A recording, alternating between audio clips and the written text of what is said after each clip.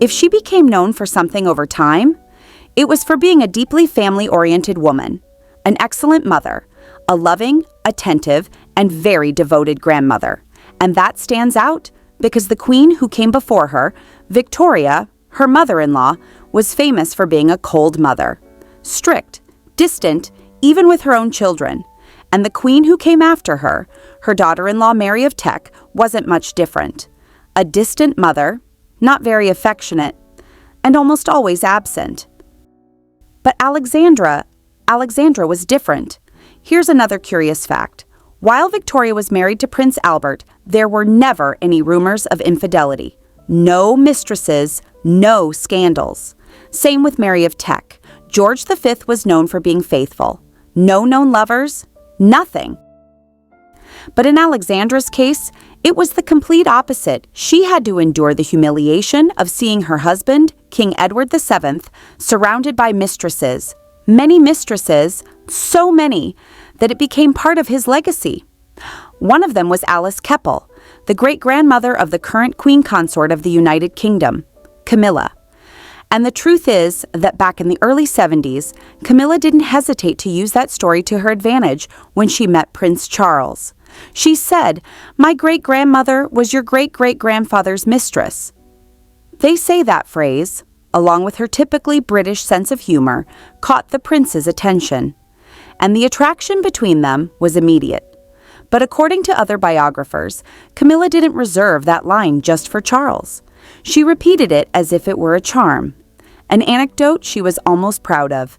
In other words, Camilla felt no shame about her great-grandmother's past, quite the opposite, and how happy Alice Keppel would be right now, knowing that her great-granddaughter, who once was the mistress of the heir to the throne, is today the queen consort of the United Kingdom. But that's enough. Enough about Alice Keppel. On this channel, we're not going to let her steal, once again, the spotlight from the true figure of this story. Because today, we're going to talk about her, about Alexandra, Princess of Denmark and Queen Consort of the United Kingdom. She was born on December 1st, 1844, in the Yellow Palace of Copenhagen, Denmark. She was the daughter of King Christian IX and Queen Louise of Hesse-Kassel. She was the second of 6 siblings, but when she was born, her father wasn't king yet. He was serving in the army, and although they belonged to noble families, they lived a modest life, relying solely on her father's military salary. Alexandra herself sewed her clothes. She patched the dresses that tore, lengthened the ones that became too short. They lived far from luxury, and even farther from the royal court. But when Alexandra was 4 years old, Christian VIII of Denmark died, and his son took the throne as Frederick VII. The problem was, Frederick had no heirs.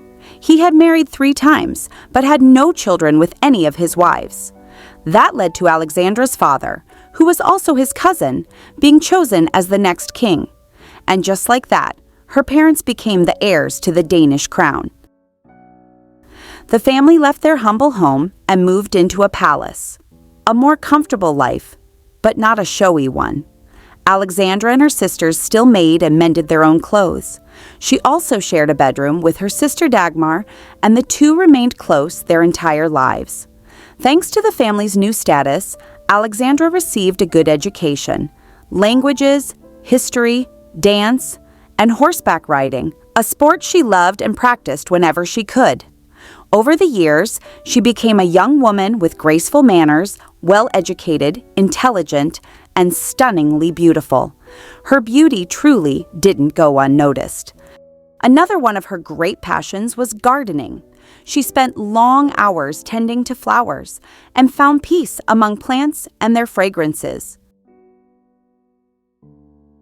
Meanwhile, in England, finding a wife for the Prince of Wales, Edward had become an urgent matter. His sister, Princess Victoria, was tasked with finding him a bride, and Alexandra quickly made it onto the list.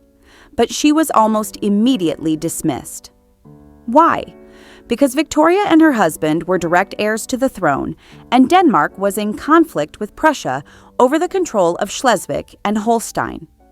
Alexandra's family was not well regarded by the British royal family, since most of them were German or of German descent. Even so, Alexandra's name came up again when the search resumed, and some diplomats were sent to meet her. After that meeting, everyone agreed. She was the ideal bride for Prince Edward, and that greatly pleased the royal family. A meeting was arranged by Princess Victoria so that Alexandra and Edward could meet in person. It took place on September 24, 1861, in Germany. And they say it was a complete success. The young prince was charmed by his future wife.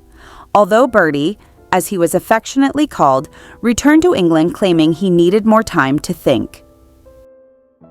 Shortly after, Prince Edward began a romance with an Irish actress known as Nellie Clifton. It caused a scandal and brought deep sorrow to his parents. It is known that Alexandra was also very hurt when she learned of the affair. Some even said Edward was willing to marry the actress. Concerned about the situation, Prince Albert, who had already chosen Alexandra as his son's future wife, decided to step in. He visited the young prince, and the two went for a walk, but they were caught in the rain. From that visit on, Albert's health, already fragile for years, began to deteriorate, and in December 1861, he died. Queen Victoria was devastated, and she blamed her son directly for her husband's death. She said that the stress caused by Edward's promiscuous lifestyle had hastened it. After that, the prince's engagement was put on hold. For months, the subject was hardly mentioned again. Albert had been the great love of Victoria's life, her partner, her refuge, and now he was gone. But the Queen decided to honor his final wish. She approved the marriage between Edward and Alexandra. However, she was clear on one thing. England would not get involved in the conflicts between Denmark and Prussia. A new meeting was arranged in Belgium, and there, Edward proposed to Alexandra. She happily accepted. After the engagement, Alexandra was invited to spend some time with the royal family at Osborne House. The Queen wanted to get to know her better. They say that when Victoria saw her for the first time, she was enchanted. The young woman was beautiful, well-mannered, and charming. The Queen gave her blessing. But she also wanted her late husband to approve the union. So she took the young couple to his tomb, so they could silently ask for his blessing. In the following months, Alexandra traveled several times between Denmark and the United Kingdom, and took lessons in English and literature to prepare herself. Finally, on March 10, 1863, the wedding took place in St. George's Chapel at Windsor Castle. Alexandra was 18, Edward 21. But the ceremony did not go as expected. It was heavily criticized. The press protested the choice of Windsor as it prevented the public from attending. Guests complained about the small size of the church, and many members of European royalty weren't even invited. Queen Victoria insisted on strict mourning rules. Few flowers, dark clothing, little joy. They say that when the music started, many family members began to cry. Not from emotion over the wedding, but from the absence of Albert. After the wedding, Alexandra became pregnant, and Queen Victoria, obsessed, became a controlling mother-in-law. The baby was born prematurely. He was named Albert Victor. Some say the name was chosen by the parents, but others insist it was the Queen's decision, made without asking Alexandra. That same year, the couple took a trip through the Scandinavian countries, and Alexandra was able to relax a bit. In 1865, their second son was born, George, the future George V of the United Kingdom. During her third pregnancy, Alexandra began to suffer from rheumatism, and when she gave birth to her daughter Louise in 1867, the labor was extremely difficult. She had a severe crisis. Her life and the baby's were at risk. From that moment on, she began to walk with a cane and was left with a slight limp for the rest of her life. In 1868, her daughter Victoria was born, and once recovered, Alexandra was able to walk without assistance again. Soon after, she traveled with her husband to Denmark, Turkey, Egypt, and also to Greece, where she visited her brother, King George I. During that trip, she became pregnant again and gave birth to her daughter Maud, who would later become Queen Consort of Norway. Alexandra was always a loving and attentive mother, and unlike her mother-in-law, she adored babies. She greatly enjoyed spending time with her children, actively taking part in their care. She bathed them and changed their diapers with her own hands. This behavior was harshly criticized by many, especially Queen Victoria, who believed such tasks were not fit for a royal princess. The relationship between mother-in-law and daughter-in-law only worsened. It is believed that when the princess became pregnant, she would give the queen a false due date, all with one goal: to prevent Victoria from being present at the birth. That's why it was often said the children were always born prematurely. Alexandra felt watched, controlled by her mother-in-law, and was constantly criticized, especially when she went out, attended high society events, or indulged in her favorite hobbies, like ice skating. Meanwhile, Prince Edward was also heavily criticized by British society. Many considered him an absent husband, even when Alexandra was ill and suffering severe rheumatic attacks. Throughout their marriage, Edward had relationships with several women, including actresses, noblewomen, and members of high society. Most of these affairs were known to Alexandra. She even allowed Alice Keppel, the king's favorite mistress, to be present at his deathbed. Little by little, the relationship between Alexandra and Edward began to deteriorate as a direct result of his infidelities and the ongoing family tensions between her and the British royal family. But one day, the prince fell seriously ill with typhoid fever, and it was Alexandra who cared for him with deep devotion, watching over him as he hovered between life and death. That act changed many things. Their marriage improved, and Queen Victoria, her mother-in-law, began to see her in a different light, though there were still tensions between them. Alexandra loved to socialize, to surround herself with people, to enjoy a bit of freedom. But gradually, she gave up those activities. Her health was declining. She began to suffer from otosclerosis, a hereditary disease in her family that caused her to lose hearing in one ear. And so, Alexandra slowly withdrew from aristocratic salons and the sparkle of high society. She found refuge in a simpler, more domestic life, surrounded by her children. She also dedicated herself to raising dogs, pedigree horses, and exotic birds. In 1871, she gave birth to her last child, Prince Alexander, who died the day after he was born. That loss, they say, deeply affected Alexandra.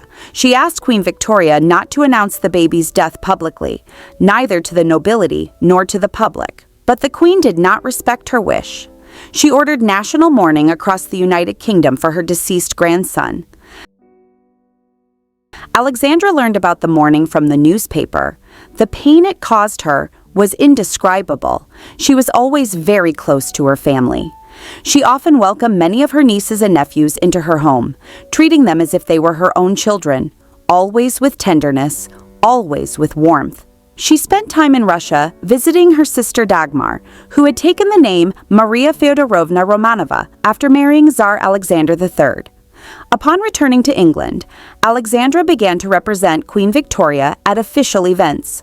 She attended presentations, inaugurations, charity functions, and during her hospital visits, she showed deep commitment to social causes, philanthropy, and caring for the most vulnerable.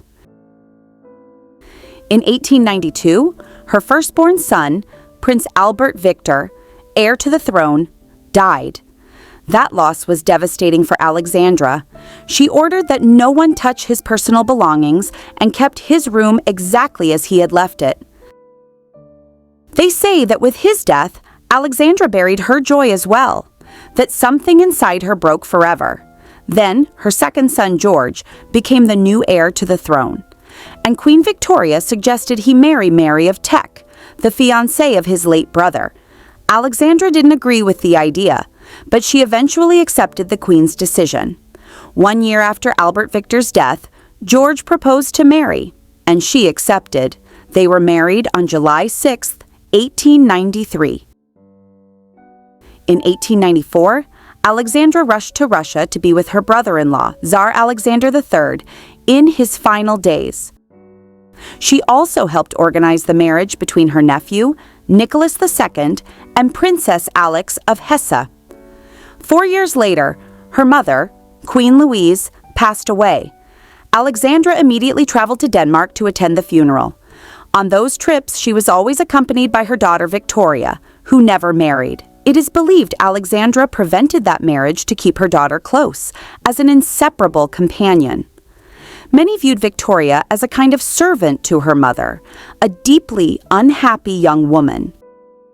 The Prince of Wales was growing impatient. Edward held the title longer than any of his predecessors, 59 years, 2 months, and 13 days. He once said, "I don't mind praying for an eternal father, but I must be the only man in the country afflicted with an eternal mother."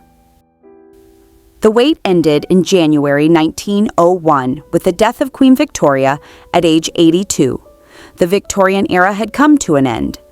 After his mother's death, Alexandra's husband became the new king, Edward VII, and their son George became the new Prince of Wales. It is known that Alexandra was kept away from politics and government affairs to avoid conflict due to her strong anti-German views. In 1906, her father, King Christian IX of Denmark, died. In 1910, Alexandra became the first queen consort to visit the House of Commons during a parliamentary debate, though by protocol she was not allowed to speak or express opinions. She always loved visiting her siblings. On one occasion, while staying on the island of Corfu in Greece with her brother, King George I, she received heartbreaking news. Her husband was gravely ill. Alexandra immediately set off for England, arriving just as he was dying.